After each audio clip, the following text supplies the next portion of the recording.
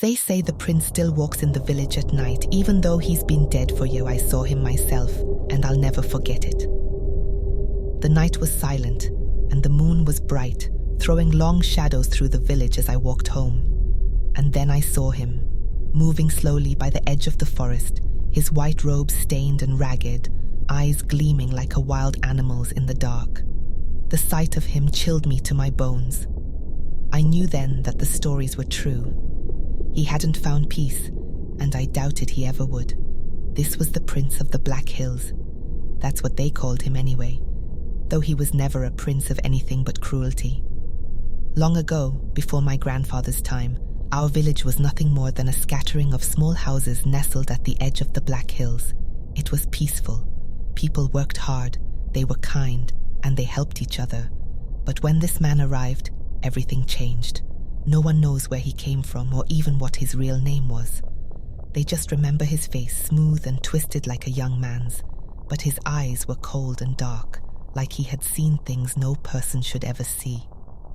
The trouble started when he claimed he was the rightful heir to the land. He wore fine robes and his voice carried authority, so people believed him. He took charge fast, saying he would bring order and prosperity. At first, some people were excited. They thought this prince might bring good fortune, but it didn't take long to see who he truly was. He demanded food, livestock, and even people's best possessions for his throne. No one dared refuse him. He had a way of staring into your eyes that made you feel small and helpless. I was young then, and I remember my mother telling me to look away whenever he passed by, as if avoiding his gaze could somehow keep us safe. And then one day, a young girl went missing. She was just a child, barely old enough to help her mother with chores. Her name was Amma, and she had bright, curious eyes and a laugh that made people smile. She vanished without a trace.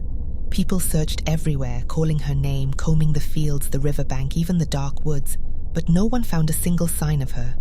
That was the first but not the last. Over the next year, others vanished too. Mostly young women, but sometimes men. They'd go to bed at night and in the morning they'd be gone. People started whispering, saying it was the prince who took them, that he had some dark ritual or a twisted need that he was feeding. No one dared accuse him openly though. He was feared as much as he was hated, and anyone who even questioned him seemed to fall silent. One night, the prince announced there would be a grand feast at his compound, a large house he'd taken over by force on the edge of the village. He ordered every family to send one member. My father had no choice but to go.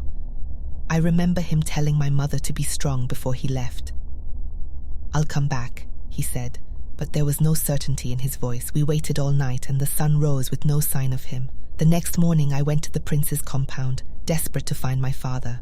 Others were there too, looking for their loved ones. The place was strangely empty, quiet except for the buzzing of flies around tables piled with rotting food and spilled wine. The prince and his guards were nowhere to be seen, and no one dared enter the house. After days of silence, some brave men from the village went inside. What they found was worse than any nightmare. In the darkened rooms, they found piles of bones. The air was thick with the stench of decay. Some bones were small, like those of children, and others were much larger.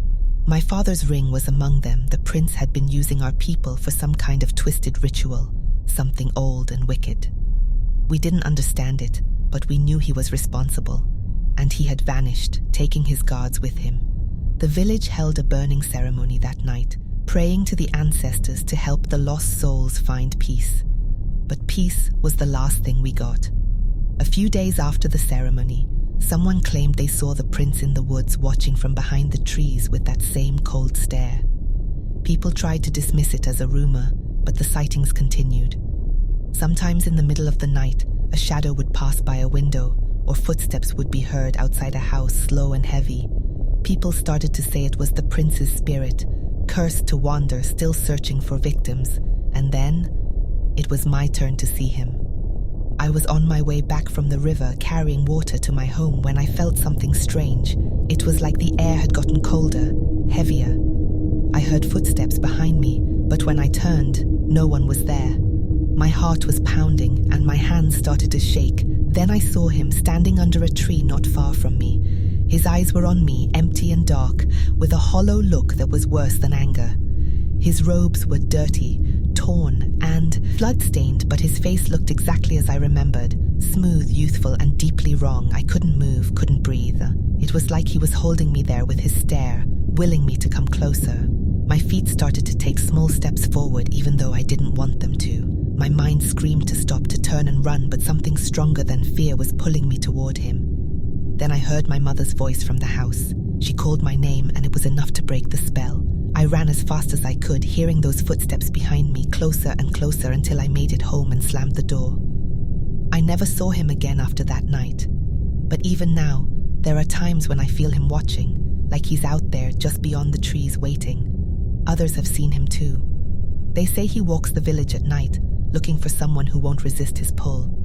We tell our children now, never walk alone after dark.